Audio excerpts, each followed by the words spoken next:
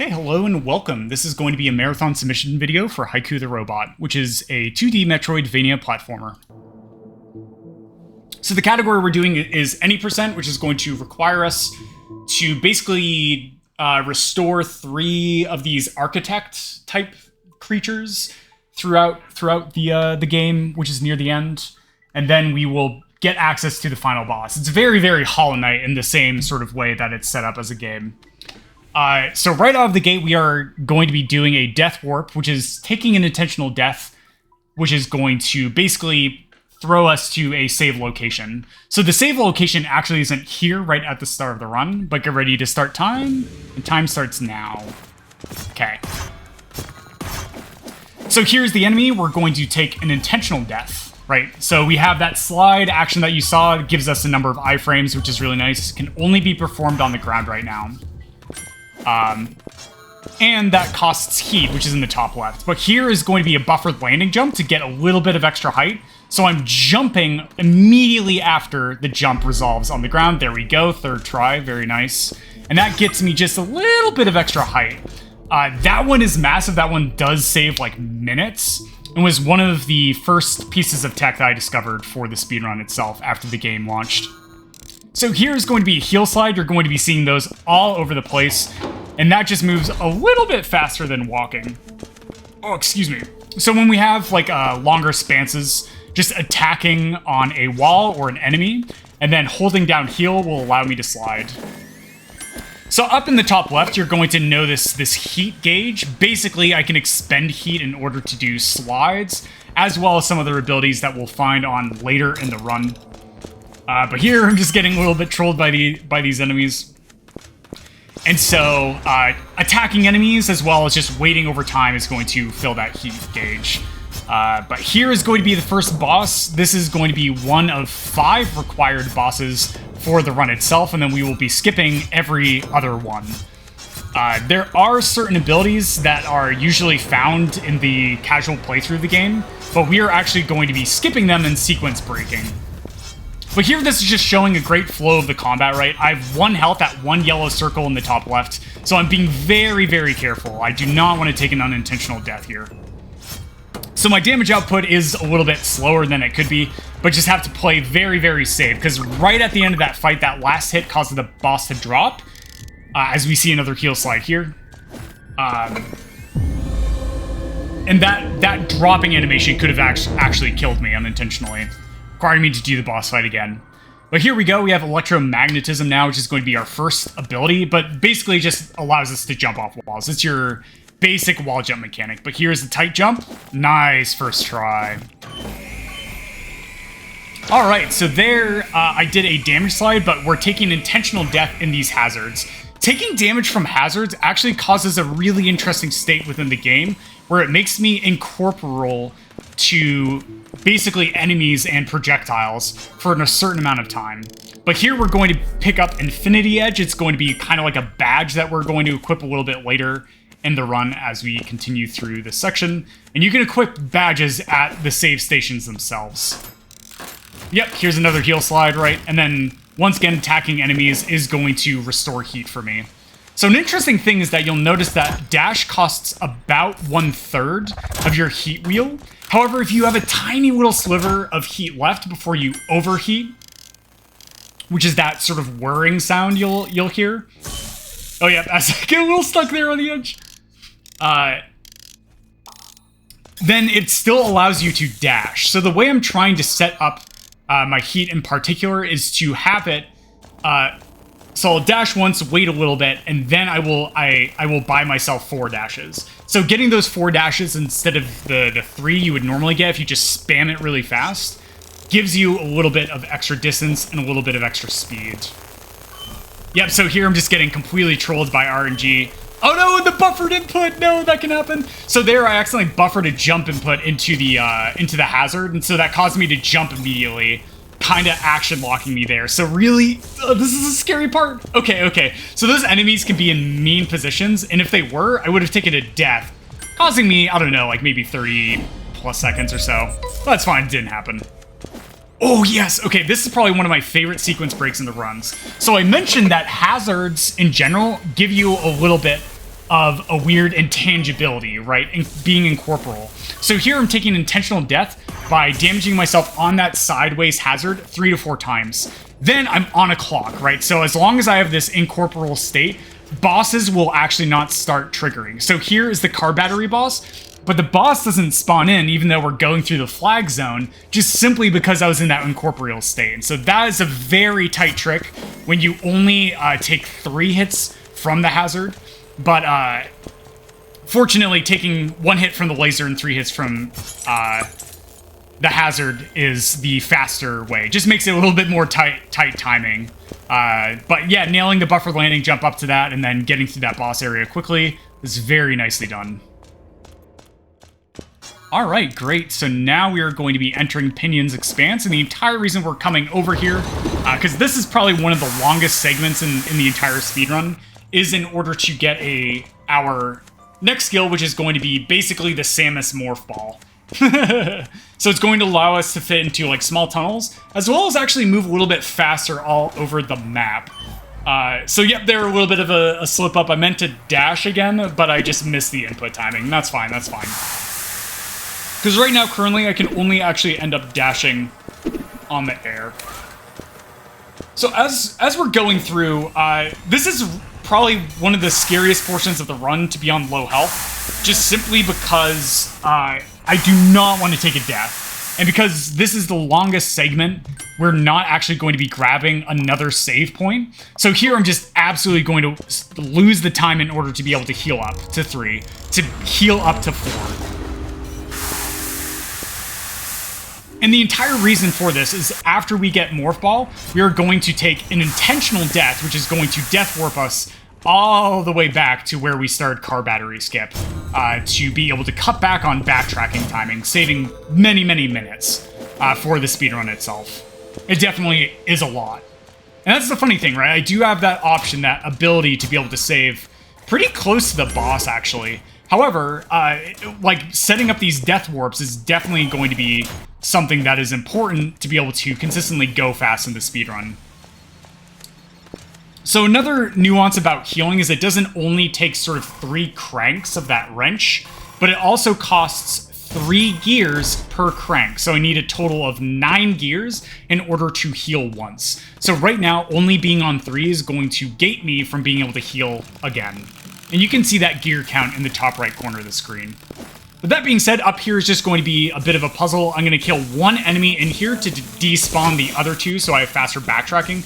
But this is an excellent time to read off, why don't we say, 3 donations.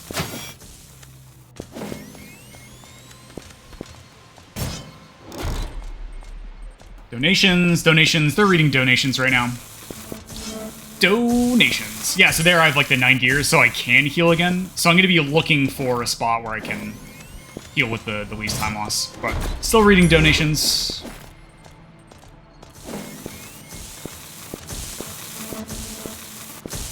Still reading donations.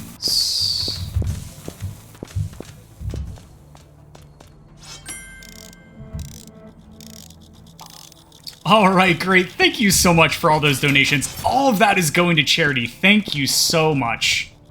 That being said, coming through here, we are going to be basically just opening that wrench for a little bit of marathon safety. So there, as you saw, yeah. So the slide does give me a number of iframes, and that's going to be important because we're going to try and get through some really massive enemies a little bit later on, after we get Morph Ball.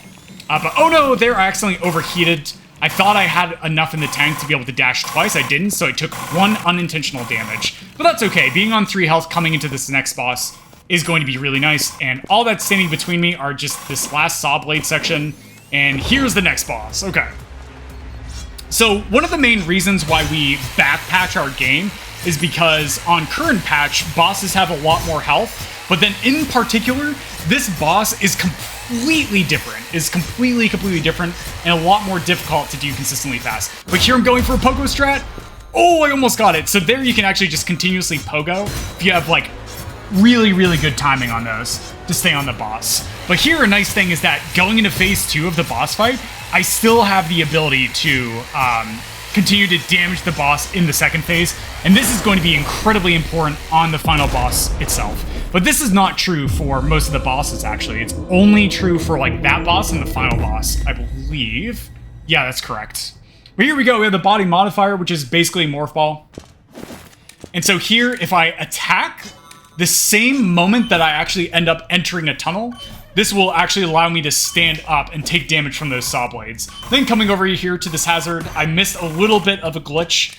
But that's okay, that's okay. Allows me to die a little bit quicker. But that basically just equalized out with if I were to take another hit from the normal hazards. But yeah, here we go. So we picked up 2 items earlier in the run, and turning those in here gets me 100 gears each. And this is actually incredibly important for a pickup that we're going to grab.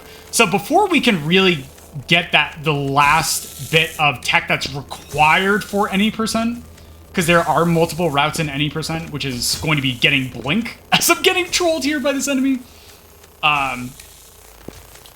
I need to get 2 things. The first is going to be this heat sealant over here, which I'm going to try and do a glitch. Let's see if it works. Oh no, I missed it! Oh, I barely missed it. Okay, so there the goal was to activate getting the heat sealant in the air, but that's okay. That only loses, like, I don't know, maybe like 5 to 10 seconds or so. It's not a big time loss. But there was an intentional damage. So we have heat sealant, so this will prevent us from taking fire damage within areas that are too hot. So that basically gets me access to new area of the map itself. Then, coming over here, we are going to grab Bulblet, which is going to literally spawn a single lever to allow me to use an elevator. So there's another intentional damage boost, because after we get Bulblet, we are going to take an intentional death here on this hazard. So there, I'll take another hit from the hazard. Right, once again, stacking damage from hazards in a row allows me to basically become intangible for a period of time. That allows me to get through these enemies really fast if I need to. Cool. Okay, but this is going to be the hardest portion of movement in the run itself. So I'm going to focus. Okay, so far so good. Yeah, okay. So this is it. Wow, excellent. Getting through there without taking a single damage and being able to continuously move forward throughout that entire area was unbelievably difficult. I cannot stress how hard that is, because especially once you enter the room, you are on that global timer. A little bit of a mistake there, taking damage from that frienderino, but that's okay, no problem. And here, yep, all those fires are hazards. Fire breath. Okay, so here I am going to heal up. Nope, I don't have the gears for it. Good recognition. I only have 7 gears where I require 9. But yeah, that one lever there to be able to use this elevator is the entire reason we get Bulblet. It's really funny. But here is Sunken Wastes, or as I like to call it, Spoopy Town. Is going to be another really incredibly difficult portion of the speedrun itself. Oh yeah, there I'm going down to 2 health. I really want to be on at least 3 health if I can help it. 2 health is still doable and helps mitigate potential damage I'll take from RNG in the next screen. But here, just for marathon safety, I'm literally, once again, just going to slow down, get some additional gears, and just heal up to a proper health. Because in this screen, it is complete RNG. Yep, okay, so these last 2 enemies is the last spot where I could die, and no, we're good. We got through without taking a single damage. Very nice. But yeah, like, I cannot express. There are, like, dozens of different patterns that can happen in that screen. Oh, they're taking a damage and then sliding at the same time? Basically just extends the dash. So if I have the health to spare, boom, perfect. I can actually end up getting some extra distance from my dash. And here we go. This is the last skill that is required for any percent, even though we will be collecting one more, the Space Disruptor, which changes my slide into a blink ability. And so here, similar to a heal slide, I can actually do this blink slide as well, by just blinking and then holding down the heal function. And a really cool thing about like heal slides and blink slides is that originally they would basically soft lock you into a state that you couldn't get out of. And the developers, so we were in communication with the developers and asked them if they could leave in the blink slide, but be able to get out of that action locked state.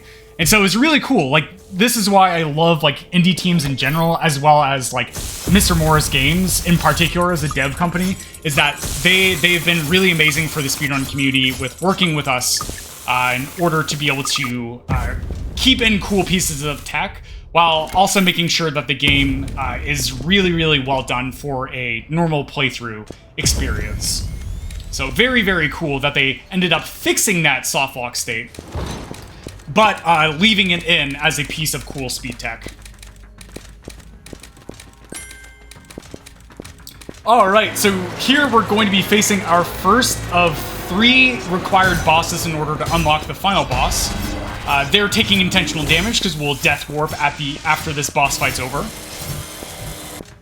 And so basically, these 3 bosses here are corrupted, and so by taking them down, they will be purified of the corruption, and they will help us unlock in order to be able to fight and kill the source of the corruption. But this boss fight in particular is pretty easy. Not really too much to talk about. Just continuing to jump to be able to stay in range, and then just making sure that I have 2 to 1 health by the end of this second phase. Yeah, and there we go. The boss fight is done. So here I'm going to take an intentional damage, and I'm actually going to death warp at a really, really particular time. So when you see the boss spit out the black things, there it is. I'm going to take that intentional death, and then I'm going to finish dialogue right after the death warp happens. And this skips a pretty sizable animation, as well as additional text dialogue. So very, very nice sequence break. But here's so I mentioned that we are now done with required skills for the rest of the run itself. However, we're actually going to pick up one more, which is coming over here for Grappling Hook. And normally this requires double jump, but using the Morph Ball Bomb mid-air and then using Blink to get over this crevice is going to allow me to sequence break, collecting double jump to be able to get Grappling Hook. But yeah, there we go, String and Hook, which we just call Grappling Hook, or what will you. So basically, casting this costs about 1/3 of a heat meter, and then allows you to basically just hold on to that to go very, very fast.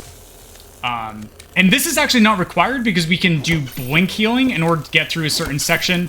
But for the sake of the speedrun itself, actually having grapple right now for the community sum of best is actually going to be the faster route overall. But here I'm just being pretty careful not to take damage, because it's easy to get super trolled by these enemies. And then there, one more Grappling Hook. And here is going to be the final place that we heal for the entire speedrun. So from here to about like 3 minutes before the run is over, it's going to be incredibly important that I don't take a death. And so that was one of the reasons why I was taking time to stock up on gears, as I try and do this really cool Morph Ball corner slide and not getting it. Alright, so just move normally. Just move normally. Okay. So coming in here, we're going to be jumping up, and I'm really... Oh, no, I do not want to take damage here. But here, this is going to be the end game area, which is known as Bunker. And this expects you to have double jump. It expects you to have grapple. It expects you to have a bunch of additional health. And all these different upgrades that you collect. But we don't have any of that stuff. So here, another buffered landing jump to get a little bit of extra height. And then using grapple... Okay, yes, we got it. Okay, we're up. And then jumping there during that transition. And this one part is why we need Blink. If that one barrier didn't exist, we would not be required to collect Blink for the run itself. But here's a Blink clip. Wow, nice, second try. That is incredibly precise. That is so difficult. And that's good, right? I get 2 tries at that. But there, just going into that screen and leaving is going to refill my heat. So here I can just grapple immediately across the screen. And then here we go, basketball hoop. Nice, dunked it for 2. Heck yeah. And then here, just a little bit of last moment safety healing. Because this boss fight here is going to be the second hardest boss fight, and we are not going to death warp after this boss fight itself. So in a bit, I'm going to heal right here before the boss battle begins. And I really am going to try my best not to take damage. But the good news is, as long as I don't take a death here, then I can just heal up at the end of the boss fight. But yeah, here we go. So now it's going to be using a rolling move. Good, okay. So, not the best pattern here, but that's okay. Like, this is pretty nice. The good news about this pattern is it's very easy to capitalize on the damage. But yeah, this pattern here is definitely one of the best ones you can get. Alright, so coming into the second phase, if I get a bunch of crits, which you can hear if you hear the chinging sound, which in code I believe is 1 in 8. Might be even higher than that. It might be 1/6 of the time. Even though the tooltip reads 10%. But yeah, here's a really cool manip where there's the death laser, but here I can just endlessly pogo the boss. And because collision is still on the boss, I can continue to deal damage through it. And there we go, nicely done. We were able to get through that boss fight without taking a single hit of damage.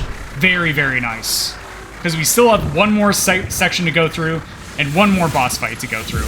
But yeah, so that death warp earlier would have skipped this cutscene animation here. But here, because we still have one more boss and it's a little bit quicker to get to the boss, by just manually walking out of here instead of death warping back and then backtracking back up, we end up just watching that cutscene there. So there, jumping at a really specific spot is going to allow me to get through that room very quickly. And then there, pogoing that enemy is going to allow me to get some heat back, just to make sure I'm on full. Because it's actually going to be really important that I stay on really high heat here. But, oh no, I missed that blink. Please get the second try. Oh no, I missed the wall jump timing! Okay, so we're definitely going to have to slow down here. Yeah. So coming through here, we don't have the water sealant, which is basically another upgrade that you can purchase for 200 gears. And so here I'm going to absolutely need a full heat meter and to be on full health for marathon safety. And right there, I actually accidentally end up taking damage. So here we just have to heal and wait for a little bit. But basically, when I go outside, it's going to be raining, so I'm going to try and get through these screens as fast as possible. So there, grappling once. Nice, I was able to get through that screen without taking damage. Then here I do take 1 damage, and then heal slide through. And then here, last screen, and if I am fast enough... Oh no, I was a little bit too high on that grapple, so I did actually end up taking damage. But here, right, all these extra gears I'm getting from marathon safety is really, really nice in order to be able to just heal back up, right, and go into this last really scary segment of the run, I would say. Okay, but that being said, as I work through going to the last boss, this is an excellent time to read off, why don't we say, 4 donations. Donations.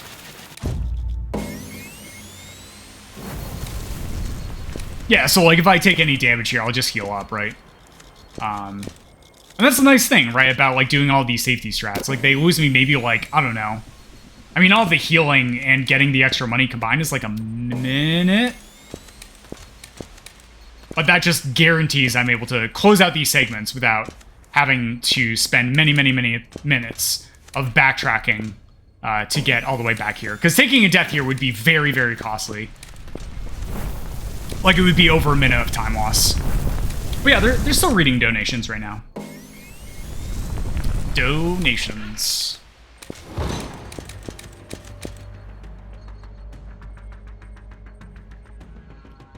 Alright, excellent. Thank you so much for those donations. So here is the second to last boss fight, and this is really gonna go fast to the end of the run. We're actually almost done with the run. But here in the first phase, it's very easy to do. Hopefully they just keep doing this attack, because I can just constantly attack the boss without any concern. But, oh no, we got a little unlucky, but that's okay. That's just, like, only a few seconds of time loss. It's really, really minimal. So there we go, we're heading into the second phase, and this is where it can be scary. There's one attack it can do, which is unavoidable for damage for me. Oh no, and this is it, this is it. So if this boss does this 4 times in a row and I don't get a single crit, we could be in trouble. Okay, that's 2 times in a row. This is incredibly rare that it does it. Oh no! No, 3 times in a row, please don't do this to me. Oh, okay. We were able to get a crit or 2, so we were able to skip it from doing one more attack. That is such a huge relief. Oh boy. And it's all because we can't end up using Blink in order to get to the other side of it. But there we go, the final death warp of the run. And fortunately, the save point is right next to the boss. So there, transitioning to another screen is going to allow me to skip a cutscene. And then here we go, here's Virus. So Virus is absolutely my most practiced boss because it is a huge spike in difficulty for the game itself. The boss has a lot of really fast-paced attacks, and if I'm not doing damage consistently, then the more time the boss is alive, then the more chances it gets to deal damage to me. So here we go, pretty good pattern so far. Yep, okay, 1 damage, just need to be careful. I want to make sure I have at least 2 health going in. There, using the bomb grants me iframes, and we are now on to the second of 3 phases. Okay. Okay, great. Ooh, really, really good RNG there on the attack, and also on the crits. So here I'm really hoping for 2 crits, and I got him. Okay, so the boss is going to die very, very quickly here. Yeah, and there's 3 crits. Okay, that's amazing. So just nailing 1 to 3 crits there makes the final phase of the boss fight very, very easy, because then I can actually end up attacking it in the boss fight. But time is going to be coming up when it fades to black after this short cutscene.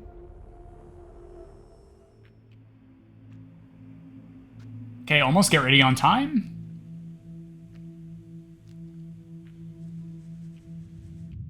And time. GG. Clap, clap, clap, clap, clap. Awesome. Once again, just major shoutouts to Mr. Morris Games. Shoutouts to the community. Awesome, awesome community. If you're interested in speedrunning this game, you can find us on, I believe, speedrun.com/haiku, all in lowercase. Definitely a very... I actually really like this as a speed game because it's very approachable, especially if you've never speedrun before. The route I do is definitely a bit easier than the grappleless route, and honestly is probably at the end of the day faster. But thank you so much for watching the submission, and I hope you have a wonderful rest of your day.